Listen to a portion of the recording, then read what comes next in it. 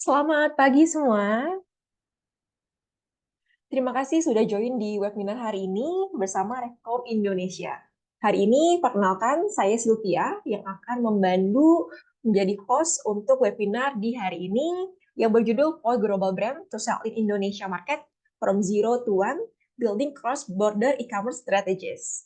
Nah, hari ini kita juga punya 3 speaker hebat yang akan membagikan ilmunya dan sharing-sharing pengalamannya di webinar hari ini.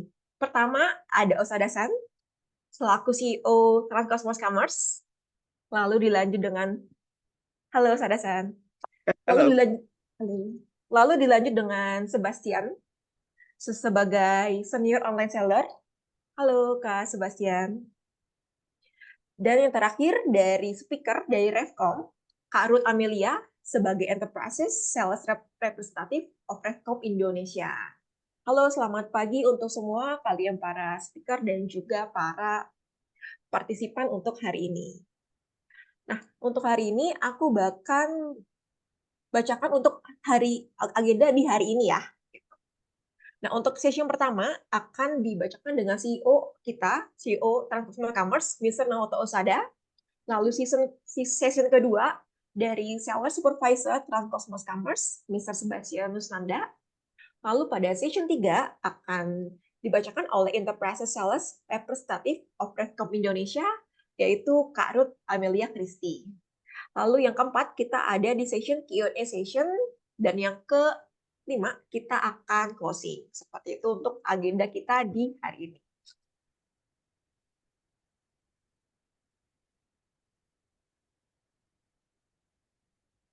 Oke, selain dari agenda kita hari ini, selama speaker mencapai presentasi, teman-teman boleh ya untuk nanti bisa drop pertanyaan-pertanyaan di kolom chat untuk nanti kita jawab di session Q&A session. Lalu juga untuk hari ini ada juga yang spesial nih, nggak cuma kalian bisa dapetin ilmu pada webinar di hari ini, tapi kalian bisa dapetin free konsultasi dari Transcosmos Commerce dan juga free demo dari Repcom Indonesia. Lalu sini aku juga mau bacain untuk do and don'ts-nya di webinar hari ini. Yang do-nya, kamu boleh tulis pertanyaan di kolom chat, pertanyaan akan dijawab saat Q&A session. Dan untuk don'ts-nya, kamu dilarang untuk keluar masuk room secara berkala ya. Dan kamu dilarang untuk berkata kasar atau menggunakan kalimat yang menyinggung sara.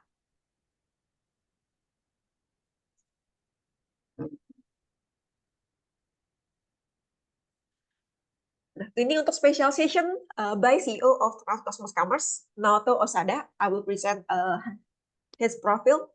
Naoto Osada is a dynamic leader with an impressive track record in the world of e-commerce and internet industry, with often 50 years of experience holding of CEO or COO roles at e-commerce companies across 3 countries: Hotdeal, Tara.com, Linkshare, and now Rakuten Advertising, and specialist and as well serving as product manager at Microsoft.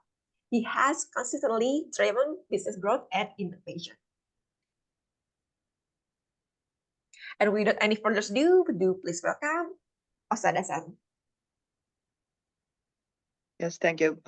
Thank you, Sylvia-san. So, could you please go on? Yes.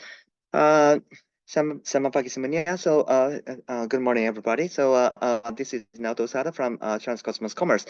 So, I would like to talk about two things. One is, e-commerce trends in 2024, and also, we would like to also talk about,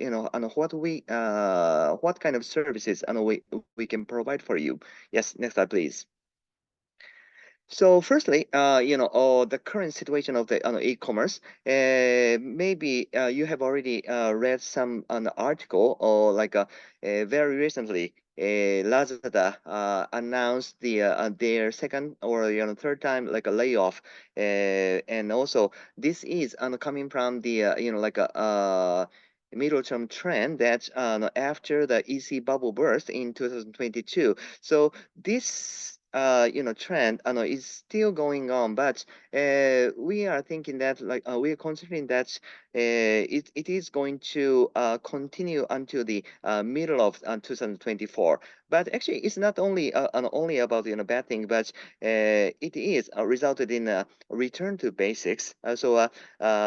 Good and also the unstable or businesses are earning trust and earning trust from the market, and also it is becoming how can I say, like a healthier for the entire e-commerce businesses. Next slide, please. So here this is a forecast from the Stasia. Into last year, B2C e-commerce in the Indonesian market showed plus 4.8% growth. Actually, this number is the lowest in the last 15 years, meaning that it really slowed down.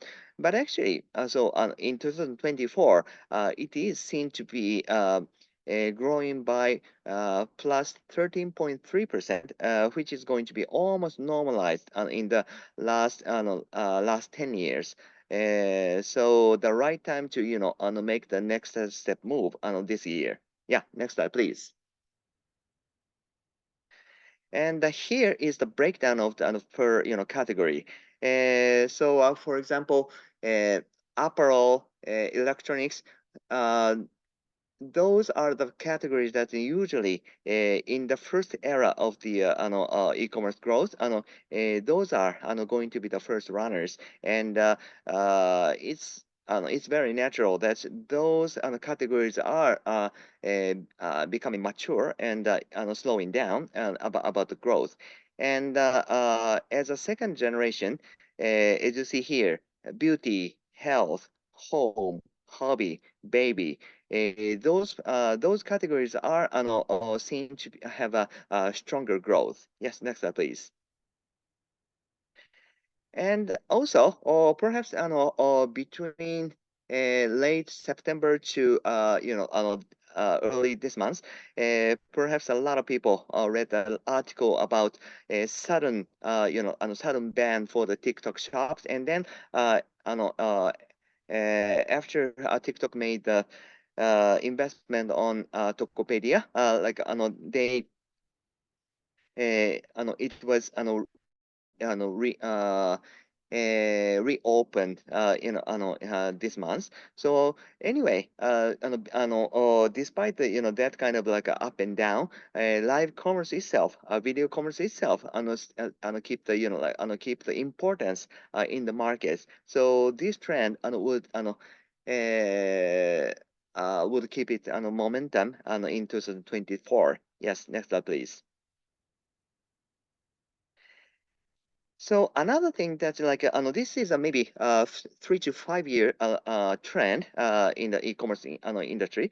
So actually offline and online are not sacrificing each other. So exactly O2O marketing, omni-channel approach is very useful in terms for everybody, looking from brand, looking from distributor, looking from the retail. Actually, it's not cannibalizing each other. So omni-channel approach is going to be even more useful in 2024. Next slide, please.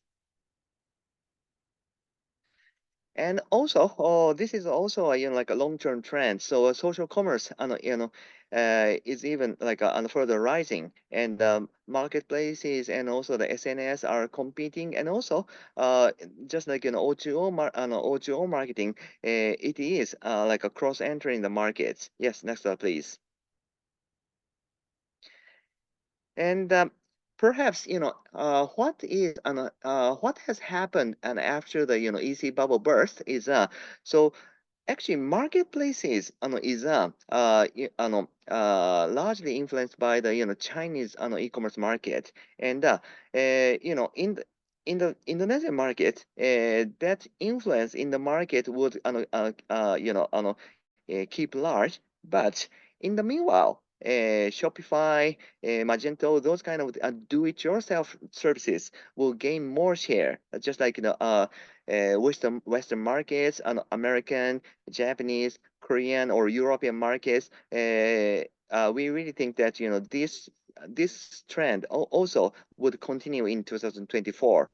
Maybe it's going to be also middle term like a trend in the B2C e-commerce market in the in the Indonesian market. Yes, next slide, please. And also, this is also a very distinct trend. So B2C players go more for B2B, and also B2B players sell their products in B2C marketplaces, and also the with the with the combination of the B2B players. So actually, this cross entering is already happening since 2020, 2021 or something like that, and this trend will keep on going. Yes, next slide, please. So let me shortly briefly explain what our company Transcosmos Commerce is providing to you. Yes, next slide, please. So as a whole, TCCM is an EC enabler, and EC enabler runs the brand official stores at the marketplaces, and also the do-it-yourself and SNS as well. Yeah, next slide, please. This is how EC enabler works. So brands here, and then yes, consult with the EC enablers. Yes, next slide. Yes, we run the stores at the marketplaces and also on the SNS, and then we engage with the consumers. Yes, next slide, please. So here is what EC Enabler provides: research, project management, official store management, content production, customer acquisition, CRM, full house, and also the fulfillment and analysis and report. Yes, including us. Every EC Enabler does everything, but click please. So our competency is how to sell more. So research beforehand, and also analysis afterwards, and then ROAS and also the ROI are the where our competency lies in. Yes, next slide, please. So we are one of the youngest companies in the industry, and see, this is actually we started from one person, one desk, and one chair. Click.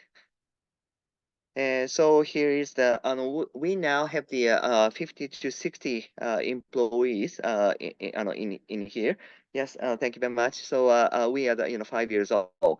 So here is our like a brand partner examples. So as you see here, so basically our focus is like a relatively expensive products, relatively more added value products, and so as I mentioned, perhaps in detail, our Mr. Sebastian is going to talk to you, but our ROAS is clearly one of the top, one of the highest in the market. So something like between 18 to 24, and while we are dealing with a relatively matured and also the added value on products and also the brands, but actually we still keep the one of the highest ROAS and also the ROI in the market. Next slide, please. And so, as I mentioned, actually, we are one of the youngest in the markets, but our investor, Transcosmos Group itself, is a big company and based in Tokyo, Japan. So we launched our business in 2018, but Transcosmos itself is 65 years old or 65 years old, company group based in Japan. And as you see here, so total revenue in 2021 is more than 3 billion US dollar. Yeah, next slide, please. So here is our sister companies across the world. So 29 countries and 201 sites. Yes, so we are one of them, and also the also within the Transcosmos Group too, we are one of the youngest companies. Yes, maybe that's it from me. And next slide, please.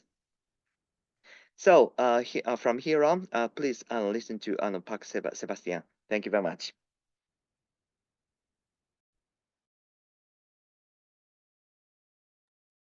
Thank you, Mas Adasan, for sharing us the insight with us untuk for today. Nah, untuk kalian yang partisipan yang lagi nontonin webinar hari ini, boleh juga kalau misalnya ada pertanyaan tentang materi ini ke Osadasan, boleh banget komen di ini ya, di chat aja. Baik, saat ini kita masuk nih ke main session kita dengan our speaker today, Sebastianus Nanda, Seller Supervisor PT Transcosmos Commerce. Mau bacain dulu dengan profilnya. Dengan perjalanan profesional lebih dari 3 tahun dengan tim penjualan e-commerce, Pak Nanda seorang spesialis dalam merek-merek berkualitas tinggi, terutama di kategori luxury watches. Pak Nanda, apakah sudah siap? Ya, sudah. Baik, silakan Pak Nanda. Terima kasih. Ya, pertama-tama terima kasih Osada-san dan Sylvia, dan juga terima kasih teman-teman yang sudah bersedia meluangkan waktunya ya untuk join di webinar hari ini. Tema hari ini adalah Building Cross-Border E-commerce Strategies for Global Brands to Sell in the Indonesia Market. Bahasa Indonesianya adalah ya gimana caranya global brand tuh bisa masuk ke Indonesia, peluangnya apa aja, dan gimana sih strateginya untuk berjualan di Indonesia ya. Oke, kita move next. Oke, aku bagi ke 4 bagian di sini. Yang pertama, peluang-peluang untuk global brands yang kalau misalkan teman-teman punya koneksi atau masih ragu-ragu global brands untuk masuk ke Indonesia, di sini aku akan paparkan. Kemudian bagian kedua itu ada marketing dan branding strategis. Marketing apa yang harus global brand lakukan supaya bisa sukses ya di Indonesia. Nanti di sesi ini aku butuh partisipasi teman-teman sih, jadi persiapkan untuk jari-jarinya untuk mengetik di kolom komentar nanti. Kemudian Indonesia Logistik dan Shipment, dan terakhir kita punya successful case studies ya untuk yang berdasarkan TCCM handle. Oke, kita move ke bagian pertama. Nah, untuk peluang-peluang untuk global brands masuk ke Indonesia sebenarnya cukup besar ya. Pertama kita lihat di masyarakat, jumlah masyarakat itu sendiri. Nah, di berbagai sumber prediksi di 2024 ini sekitar 113 juta akan masuk ke middle income dan terus akan berkembang setiap tahunnya gitu. Nah, kemudian seiring berkembangnya middle income ini pastinya akan memunculkan berbagai macam niche-niche market ya. Contohnya seperti Tesla. Tesla sudah masuk di Indonesia, cuman nggak ada pabriknya ya. Nah, kenapa dia bisa jualan di Indonesia? Karena dia menyasar satu niche market di mana eh, masyarakat Indonesia yang suka dengan lingkungan yang green ya, green lingkungan gitu. Kemudian suka dengan teknologi yang paling baru. Nah, makanya dia bisa beli Tesla dan Tesla bisa eh, sukses di Indonesia juga gitu. Nah, kemudian ada juga kesempatan global brands itu untuk beradaptasi dengan beraneka ragam budaya flora fauna di Indonesia. Nah, aku kasih contoh di situ teman-teman di layar. Itu brand Seiko dia eh, mengadaptasi model jam tangannya dengan salah satu hewan di Indonesia yaitu komodo ya. Jadi dia buat dialnya sebentuk kulit dari komodo. Jadi akhirnya lebih masuk dan bisa beradaptasi dengan preferensi lokal, dan ini dibuat limited khusus hanya untuk market di Indonesia gitu. Kemudian yang terakhir udah pasti market Indonesia sangat dinamis ya, berubah-ubah dan berbagai macam pesaing sehingga global brands ini bisa masuk ke sudut-sudut tertentu nih untuk bisa sukses di Indonesia. Nah, ini sesi pertama. Kemudian kita lanjut ke jualan ya, marketing dan brand strategis. Nah, aku nanti butuh partisipasi teman-teman, siap-siap komentar ya, kita analisis bareng-bareng apa aja sih strategi yang harus dilakukan untuk sukses di Indonesia ya.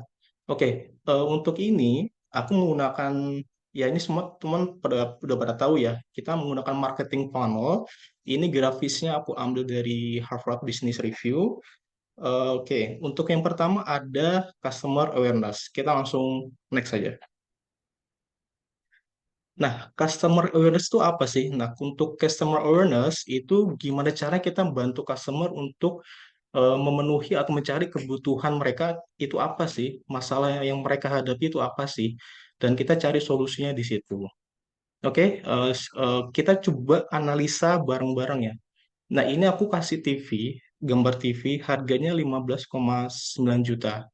Kira-kira kebutuhan customer tuh apa sih untuk kita bisa jualan produk ini gitu. Coba aku kasih waktu 5 detik apa 10 detik ya. Kalau mau diketik dulu, boleh di komentar, coba aku lihat kalau ada. Mungkin aku kasih contoh satu kali ya. Coba diklik satu. Oke, kebutuhan customer itu dia punya konsol yang terbaru PS5, dia pengen main game, dan sayang banget ya kalau misalkan PS5 ini digunakan di TV yang cuman sejuta, atau bahkan dia kualitasnya belum HD gitu, atau bahkan tidak kompatibel jadi nggak muncul game di layar gitu. Mungkin ada lagi dari teman-teman. Nah, ini salah satu kebutuhan dari customer ya, untuk membeli 15,9 juta TV. Oke, yang kedua contohnya adalah coba kita klik. Nah, customer tuh butuh TV yang suaranya jernih banget gitu, menggelegar gitu, puas banget kalau misalkan dengerin suara dari TV. Nah, salah satunya TV ini dengan price range 15,9 dia bisa menyediakan Dolby Atmos ya, sound ya. Kemudian next lagi, oke, aku juga butuh layar yang pixelnya tuh 4K gitu, atau bahkan untuk TV ini ada namanya X-Reality Pro. Jadi high quality screen banget gitu. Next, dan juga ada fitur tambahan seperti Smart House. Jadi kita dari satu aplikasi bisa nyalain atau bisa matiin dari satu aplikasi atau satu sentuhan. Jadi kalian nggak perlu eh, nyari remote ya, di mana biasanya kan hilang kan. Nah, ini adalah customer awareness dari kebutuhan-kebutuhan customer, global brand menyediakan produk tersebut gitu. Nah, di sini aku belum spill brandnya ya apa ya. Coba kita next lagi ya. Oke, dari paling atas customer awareness, kemudian kita move on ke brand awareness. Nah, ini gimana caranya kita membantu customer agar dia tuh familiar dengan logo-logo global brand yang ada gitu, dan apa sih reputasinya si brand ini, atau produk-produk apa aja yang dijual, dan layanan apa aja sih yang dijual gitu. Nah, coba teman-teman lihat brand-brand yang ada di layar ya. Pasti teman-teman sudah familiar ya, termasuk Sony, Samsung, atau yang baru-baru viral ini mungkin TCL, Polytron, Cocoa.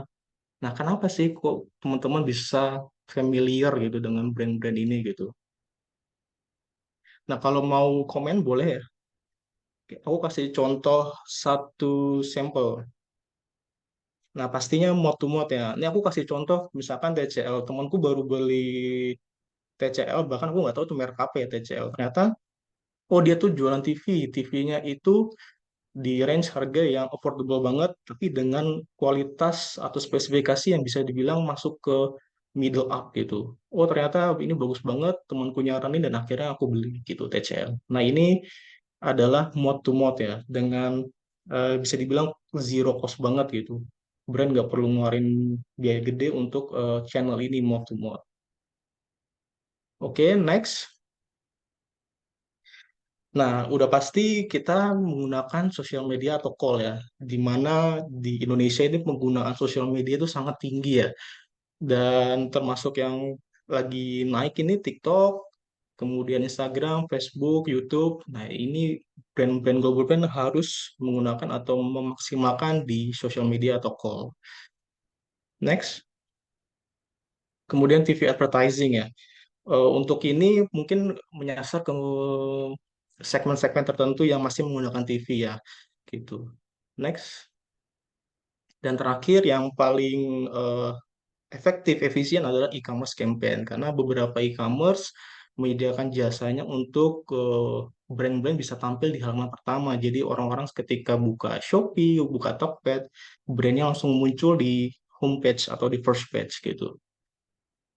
Oke, setelah customer awareness, brand awareness sudah dapat, nah gimana caranya kita konekin apa yang ada gitu atau value yang ada di brand kita. Salah satu contohnya ini Sony, dia punya excellent sounds, high quality screen, smart house, dan play games. Gimana caranya konekin kebutuhan itu dan dengan value dari brand itu. Coba kita klik satu. Oke, di sini kita akan gunakan itu foto visual cover ya. Jadi kita masukkan semua spek yang ada di situ, kayak misalkan 4K, terus Dolby, Google TV segala macam. Kemudian quality komunikasinya juga harus dijaga, misalkan full array LED atau segala macam. Nah, kemudian juga next klik. Ini juga sebenarnya terbuka untuk kreatif ya. Jadi gimana caranya kita membuat experience yang berbeda ke customer. Seperti Sony dia buat suatu visual di websitenya dia, dia bisa eh, memajang TV-nya gimana kalau digelap, gimana kalau di sini gitu. Jadi kebayang nih customer untuk misalkan aku punya TV nanti kayak gimana ya di ruangan ini atau di ruangan mana gitu. Itu kebayang. Next ini adalah, nah setelah connect, gimana caranya kita bisa jualan atau gimana caranya customer itu bisa check out barangnya gitu. Oke, yang paling pertama udah pasti gampang ya. Kalau mau cost-nya tinggi, teman-teman atau global brand bisa ya buka store di Indonesia gitu, which is cost-nya harus sewa ruangan, sewa mall, atau sewa karyawan segala macam. Nah, kalau mau yang cost efisien adalah ada di Shopee, Tokped, dan Lazada gitu. Tinggal kita bayar komisi fee ke mereka dan kita bisa jualan sampai di seluruh Indonesia ya. Kalau offline kan cuma di satu titik tertentu. Next. Dan udah pasti merchandising-nya kita harus perhatikan termasuk di offline, di online, penyusunan barangnya, segala macam. Karena produknya nggak cuma satu atau dua gitu. Merchandising sangat penting untuk gimana cara customer bisa menemukan produk yang mereka inginkan dengan cepat gitu.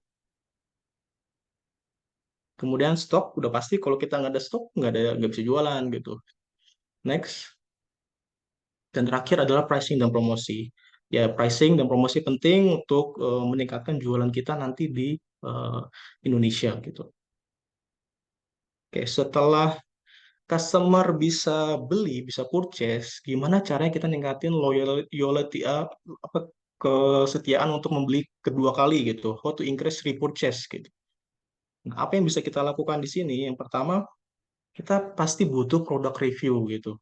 Untuk di e-commerce, kita akan push di sisi ulasan dan review. Semakin mereka banyak memberikan review, akan semakin meningkatkan kepercayaan untuk orang lain untuk membeli kedua kali, ketiga kali, atau bahkan first time buyer juga lebih percaya untuk beli lagi gitu. Next, kemudian loyalty program. Nah, ini pasti di berbagai brand-brand besar sudah pasti ada loyalty program. Contohnya terakhir itu ya Kopi Kenangan ya, itu juga udah bikin brand loyalty program di aplikasinya mereka. Terus next, share and win. Nah, ini juga oh nih ya, teman-teman bisa share di sosial media dan pasti akan mendapatkan hadiah-hadiah yang beruntung gitu misalkan. Next, dan pastinya eh, brand-brand global brand juga harus aktif untuk membuat suatu customer event, misalkan grand launching atau ya nanti di offline store atau di bahkan di online juga sekarang udah banyak ya untuk customer event di brand-brand mereka gitu. Oke, next. Nah, itu adalah marketing dan branding strategis gimana caranya eh, global brand bisa sukses di Indonesia ya untuk itu. Oke, kita move on selanjutnya ke Indonesia Logistik. Nah, ini yang banyak dialami oleh global brands, challenge-nya terbesar adalah di logistik. Karena Indonesia juga negara kepulauan di mana biaya logistik tuh bisa sangat mahal kalau misalkan kita nggak tahu triknya gitu. Nah, untuk di sini kami menyarankan menggunakan 3PL atau third party logistik. Nah, benefitnya apa? Benefitnya, oke, sebelum ke benefit, sebenarnya 3PL ini berbagai macam jenis ya. Dia bisa provide transportasi, bisa provide import barang masuk, bisa provide storage. Nah, benefitnya adalah global brand akan mengefisiensikan biaya yang mereka keluarkan ya. Mereka nggak perlu buat sistem, mereka nggak perlu buat storage, mereka nggak perlu mengeluarkan beban karyawan di situ. Jadi di sini sangat efektif gitu. Kemudian integrated service gitu. Integrated service, jadi sekali teman-teman misalkan untuk di case ini Transcosmos bekerja sama dengan SAP, dan di sana SAP juga menyediakan berbagai macam pelayanan seperti storage, distribution, dan sistem manajemen inventory mereka juga sudah ada gitu. Jadi kita nggak perlu buat sistem yang baru dengan modal yang sangat besar. Kemudian yang ketiga adalah flexibility. Flexibility artinya ya ini kita akhirnya bisa fleksibel untuk menyesuaikan yang ada di Indonesia atau pasar di Indonesia karena market kan bisa berubah-ubah, misalkan di Jawa lagi banyak nih penjualannya, kita distribusi lebih banyak ke Jawa gitu karena 3PL ini banyak, ada beberapa storage yang ada di Jawa, ada di Sumatera, jadi teman-teman bisa cek sendiri mana nih yang lebih lengkap nih si 3PL ini. Kemudian kita bisa fokus on our business. Jadi kita nggak usah mikirin distribusi, kita nggak usah mikirin storage, manajemen inventory.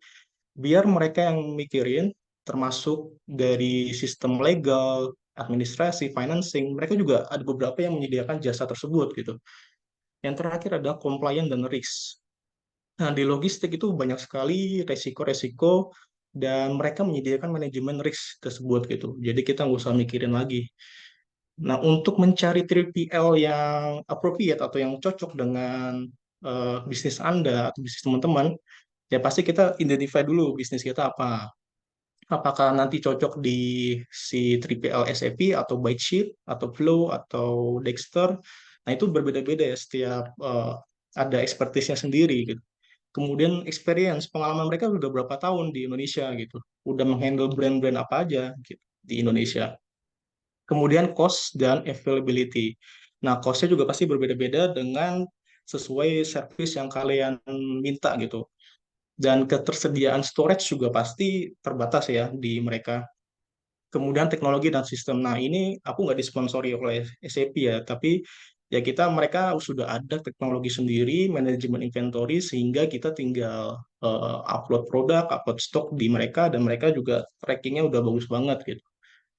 Kemudian lokasi. Nah, lokasi juga sangat penting karena Indonesia negara kepulauan, kita cek mereka ada gudangnya di mana aja gitu. Sehingga kita bisa menyesuaikan kebutuhan kita bisa distribusi ke retail-retail atau ke e-commerce yang ada gitu. Nah, ini adalah Indonesia Logistik. Next. Oke, kita move on ke success studies dari Transcosmos dan intinya kita we commit to better performance ya. Contohnya sebenarnya banyak banget.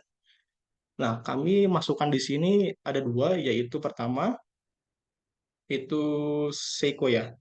Nah, Seiko ini dari Global Brands ditunjuk prinsipal di Indonesia dan mereka sebenarnya handle sendiri dulu gitu. Setelah handle sendiri, kita tawarkan jasa kita TCCM, akhirnya kita took over their e-commerce channels dan setelah kita took over, Seiko sales bulanannya itu meningkat hingga 1903% daripada mereka handle sendiri ya.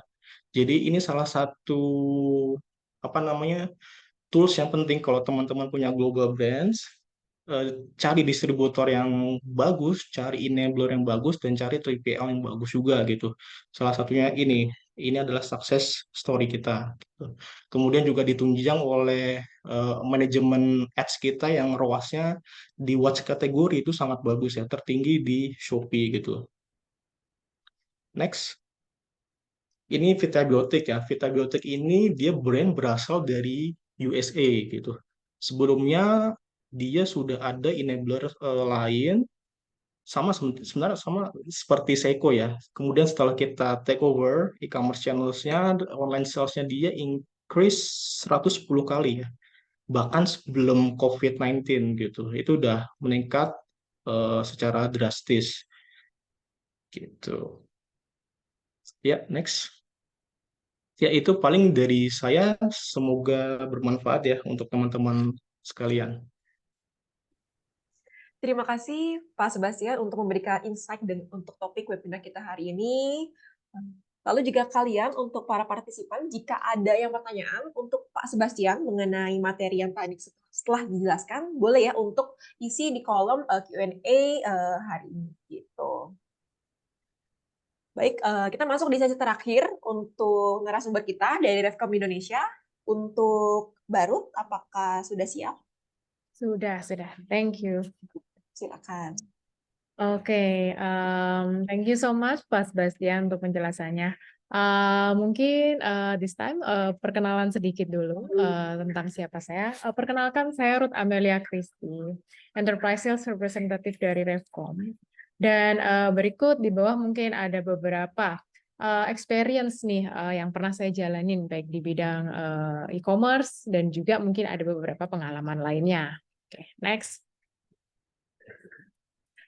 Jadi mungkin sebelum membahas lebih jauh, saya mau perkenalkan juga dulu nih, siapa sih sebenarnya Mitel atau Revcom. Jadi Mitel sendiri kita founded di 2017 dan kemudian launch di Jepang di tahun 2018. Di mana kita juga memenangkan beberapa penghargaan ya, seperti Mizuho, dan juga selected as Google for Startup, dan seterusnya hingga akhirnya di 2022 kita become a unicorn, dan kita juga udah launching di US. Kalau di Indo sendiri kita sudah ada di start dari tahun 2021. Oke, next. Nah, jadi Mitel sendiri kita sebagai teleponi sistem ya. Di sini kita juga sudah mendapatkan banyak sekali ya penghargaan bisa dilihat di sini. Gitu. Kemudian next. Oke, nah kemudian di sini sebenarnya gimana sih global brand ya e-commerce tuh bisa menjual ke pasar Indonesia. Maka di sini saya mau bahas nih beberapa langkah-langkah penting nih yang mungkin bisa membantu bisnis untuk cross border, especially di bidang e-commerce, supaya bisa mencapai target dan juga hingga akhirnya mencapai profit. Next. Nah, jadi banyak banget nih pertanyaan ya dari rekan-rekan, gimana sih cara bisa lebih bagus lagi nih menjangkau peluang, especially di bidang e-commerce, sehingga bisnisnya bisa makin berkembang di pasar Indonesia. Next-nya.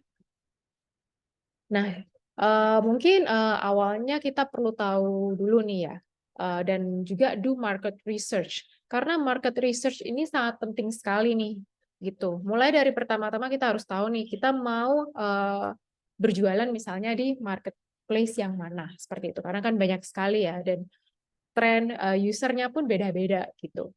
Kemudian customer base-nya.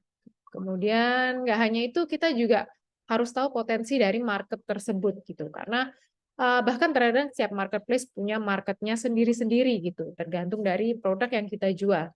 Dan yang terakhir yang nggak kalah pentingnya juga kita mesti tahu nih regulation gitu ya, karena balik lagi nih tiap marketplace juga mereka ada regulationnya masing-masing gitu, antara produk yang ini boleh dijual, yang itu tidak boleh, dan macam-macam. Jadi melakukan market research itu sangat penting ya sebagai fondasi supaya kedepannya kita bisa jadi brand yang strong seperti itu.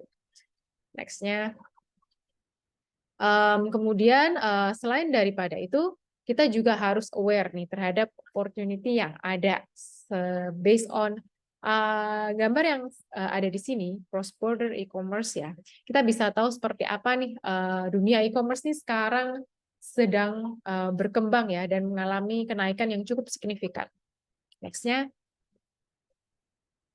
Nah, jadi again nih di sini mungkin saya akan bagi sedikit nih efek strategi yang mungkin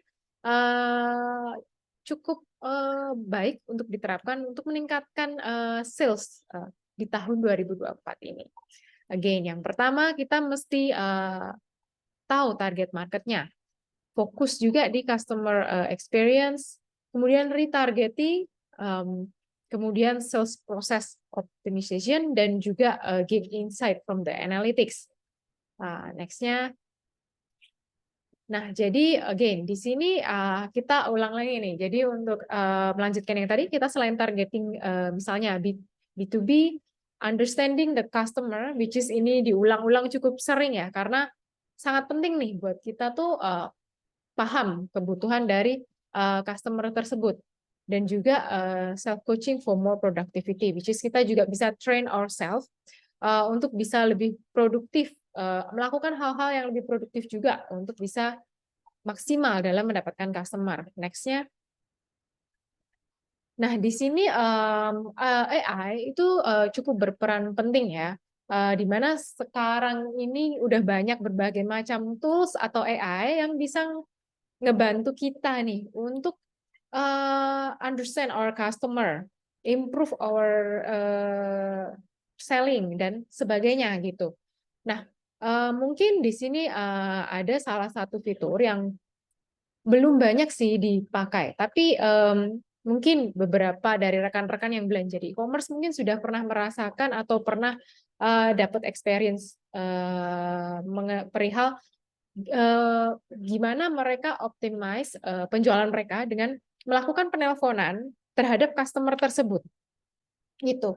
Nah, jadi when I was in a e-commerce industry, jadi ternyata menelpon customer itu punya banyak sekali benefit ya.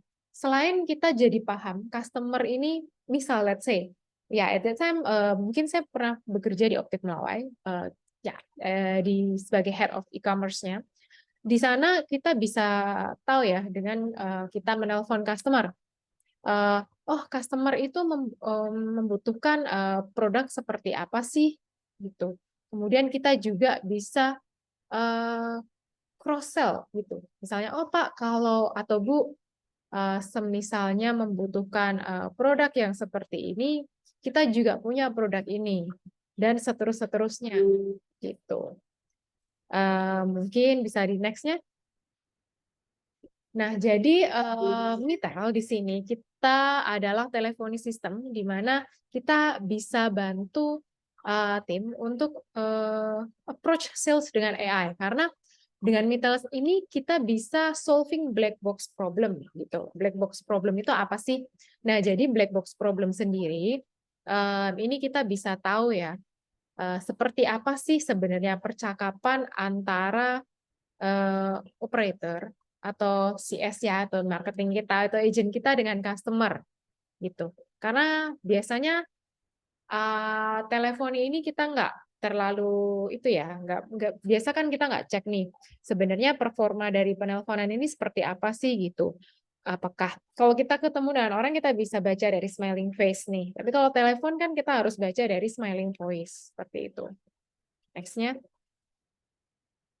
Nah, jadi solusi yang Mitel tawarkan untuk AI ini sendiri ada macam-macam. Mungkin ini hanya salah satu, which is yang pertama kita bisa provide and visualize seperti apa sih percakapannya dan bagaimana. Dari transkripnya di sini dan juga ada speech evaluation-nya, voice, dan juga speech rate atau kecepatan berbicara. Next-nya. Nah, selain daripada itu, di Mitel sendiri kita juga ada fitur yang namanya voice to text gitu, di mana kita nggak perlu lagi namanya taking notes, karena kita udah transkrip semua percakapan itu, pembicaraan kita menjadi kalimat-kalimat ya, dan itu bisa kita pakai untuk analisa maupun pencatatan juga nih, gitu. Next-nya. Dan yang nggak kalah penting juga, ini juga cukup mengurangi PR ya, PR administratif ya. which is kita juga bisa summary nih. Jadi during the conversation, waktu kita ditelepon, pastinya kan banyak hal-hal dan poin-poin penting nih, seperti itu. Nah, dengan menggunakan Mitel, dia bisa nih summarize secara langsung poin-poin penting dari seluruh percakapan di telepon tadi itu apa, seperti itu. Karena kan telepon kalau mungkin 1 menit, 2 menit, ya summary-nya, poin-poinnya mungkin nggak banyak ya. Tapi kalau sudah cukup lama kan mungkin kita ada yang kelewat gitu. Nah, AI ini cukup membantu sih, terutama di bidang administratif yang mungkin kebanyakan orang ini cukup repot ya gitu. Next. Kemudian ada dashboard analytics, which is kita bisa analyze nih, seperti apa sih yang tadi saya bilang, smiling voice dari orang tersebut, apakah terlalu cepat berbicaranya, apakah mungkin intonasinya terlalu tinggi, misalnya kurang ramah atau seperti apa, atau mungkin durasi penjelasannya terlalu singkat, dan lain-lain sebagainya yang bisa disesuaikan nantinya dengan kebutuhan perusahaan, seperti itu. Nah, next-nya self-coaching. Mungkin tadi di sini saya juga udah mention sedikit tentang self-coaching, di mana as an individual kita pastinya mau improve nih, atau lebih baik lagi, seperti itu. Nah, gimana sih caranya supaya kita bisa melakukan self-coaching secara mandiri nih? Karena kan kita nggak selalu ada nih orang-orang yang willing spend time untuk bantu kita, atau mungkin waktunya aja yang nggak pas gitu. Nah, dengan menggunakan Mitel ini, kita tuh bisa belajar kok. Jadi all the conversation, baik itu telepon maupun meeting itu terrecord gitu. Nah, dari recording itu kita bisa belajar nih. Kita putar sendiri recordingnya, dan kita bisa analyze diri kita sendiri. Oh, sepertinya saya penjelasannya kurang ini atau itu, seperti itu misalnya. Atau kita juga mau belajar dari recording rekan, itu pun bisa dilakukan. Dan at any time, anywhere pastinya. Next. Oke, nah jadi beberapa omnichannel yang Mitel punya, itu diantaranya yang satu ada kita phone, which is definitely untuk penelponan. Kemudian meetings, di mana kita juga bisa record all the meetings. Kemudian record.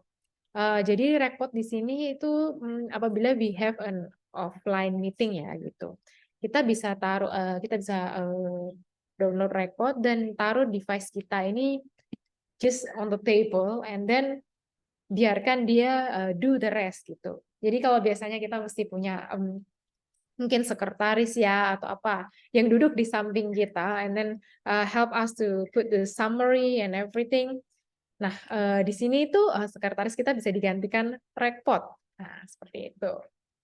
Nah, kemudian kita juga ada BPO, di mana we also help clients to find the right BPO ya, atau mungkin untuk lebih ke SDM-nya yang mungkin mereka mau. We also help them. Selain daripada sistemnya, we also help them to find the right person. Seperti itu. Next-nya. Nah, jadi untuk leveraging AI for e-commerce use case, beberapa hal ini mungkin bisa dilakukan ya, atau kita bisa lihat poin-poinnya nih. Jadi B2B industrial supply to new prospect as well, to existing clients. Kemudian kita juga bisa melakukan cold calling activity, follow up proposal, and offering new prospect, follow up existing client for next purchase, seperti itu. Next.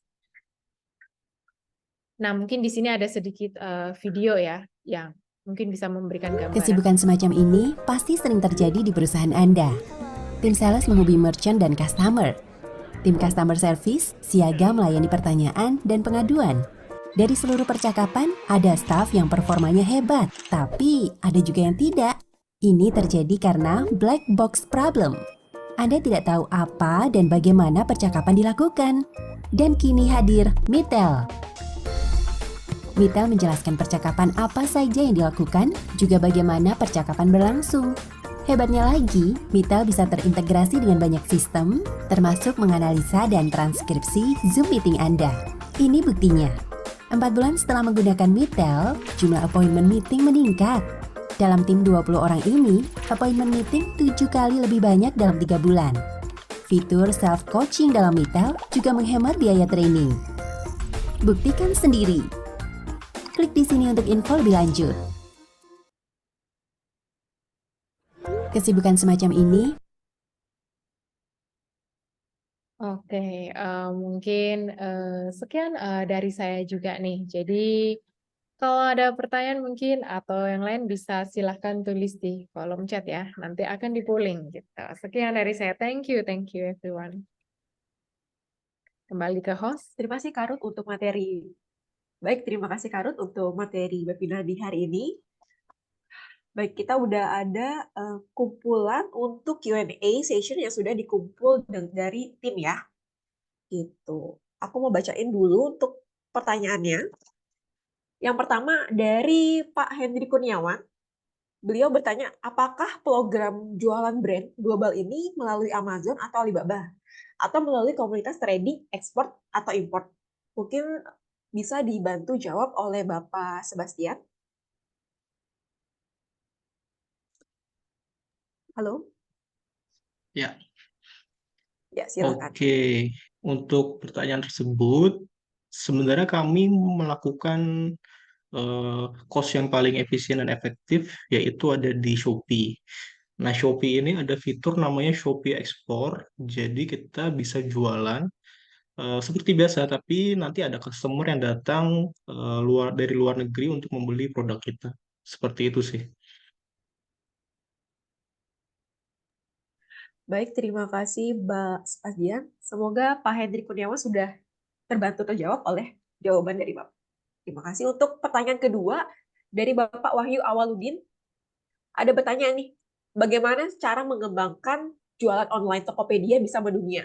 Jadi Transcosmos Commerce adalah jasa layanan seperti Tokopedia Seller atau TikTok Shop Seller seperti itu? Atau apa? Mungkin ini boleh dibantu juga oleh Pak Oke. Sebastian. Silakan. Ya, mungkin aku coba kenalin Transcosmos dulu ya. Transcosmos Commerce itu kurang lebih in the middle ya. Jadi antara brand, Transcosmos, kemudian marketplace, atau kemudian lagi customer. Jadi kami itu seperti sebenarnya integrated service. Kami punya jasa consultant untuk gimana caranya jualan di e-commerce. Bahkan kami sampai sebagai eksekutornya. Jadi kami yang provide services untuk berjualan di e-commerce. Daripada Pak Wahyu membuat toko sendiri, bikin tim sendiri, itu cost-nya gede banget gitu. Jadi dengan jasa kami bisa diefisiensikan untuk biaya dari perusahaannya Pak Wahyu sendiri gitu. Jadi udah terima beres aja gitu. Dan untuk mengembangkan jualan online bisa mendunia itu sebenarnya ini masih sangat dikembangkan lagi ya untuk masing-masing marketplace. Salah satunya di Shopee seperti tadi yang aku sampaikan ke Pak Hendri, itu ada namanya Shopee Export. Jadi kita manfaatkan fitur yang ada dulu nih karena cost-nya sangat efisien, efektif gitu. Jadi saat ini kami masih menggunakan Shopee Export seperti itu. Nah, untuk negara-negaranya tergantung berbeda-beda. Ada misalkan kemarin itu kita jualan sampai ke ada Chile, terus ada mostly sih juga ada di ASEAN juga ya, Thailand, Vietnam gitu. Gitu Mbak Sylvia. Baik, terima kasih Pak Sebastian. Semoga Bapak Wahyu Awaludin sudah terjawab dengan jawaban dari beliau. Lalu pertanyaan ketiga ini dari Pak Santoso ya. Beliau bertanya, kita sebagai sales lebih banyak waktu di lapangan untuk ketemu prospek dari closing. Apa tips dari Mbak Ruth untuk kita tingkatkan produktivitas? Karena kadang tools zaman sekarang itu dibuat untuk orang-orang kantoran, bukan orang lapangan. Mungkin jawaban ini ditujukan kepada Mbak Ruth, bisa dibantu untuk jawabannya. Terima kasih. Thank you. Jadi mungkin juga ada betulnya kebanyakan untuk di kantor ya. Nah, mungkin kalau dari saya, dari Mitel ini, kita punya fitur yang tadi mungkin saya info ya, namanya satu mobile phone. Jadi di mana Mitel ini sendiri kita selain bisa diinstal atau diaplikasikan di laptop, desktop, PC seperti itu. Kita juga bisa install di HP seperti itu. Jadi cukup mobile ya. Jadi mau kita sedang di toilet pun atau sedang kemana, tetap bisa produktif nih untuk yang namanya angkat, terima telepon, either itu dari customer, dari klien gitu. Jadi itu menurut aku cukup produktif gitu. And then additional, kita kan human being ya, kita kadang juga mungkin sakit atau kenapa. Nah, mungkin sebenarnya sakitnya misal sakit terkilir gitu, kan masih bisa bekerja nih ya, masih bisa ngomong nih mungkin. Tapi sangat sulit kalau kita harus ke kantor gitu. Nah, karena Mitel ini juga kita bisa dibawa mobile, dibawa sambil rebahan ya, mungkin ya, mengangkat telepon sambil rebahan pun bisa. Nah, that's why menurut saya itu juga di mana di saat-saat yang cukup mungkin agak sulit, kita tetap masih bisa produktif. Also, kita juga punya yang namanya Rekpot, di mana itu juga bantu mengurangin kesulitan kita, misal with secretary misal. Ayo kita meeting ke sana, nanti kamu catat dan lain-lain sebagainya. Kalau ternyata dia sibuk dan ada kerjaan lain, ya ada Rekpot yang bisa membantu sih sebetulnya gitu. Jadi di mana Rekpot ini kan dalam genggaman juga gitu karena di HP. Nah, kita bisa meeting with our own clients dan juga tinggal taruh Rekpotnya aja di meja and the Rekpot will do the rest, the summary and the everything gitu. Jadi untuk Mitel kita bisa membantu walaupun kita tidak di kantor gitu. Oke, I think itu jawaban dari saya. Thank you. Terima kasih Barut. Semoga Pak Santoso udah ini ya terjawab dengan jawabannya dari Barut.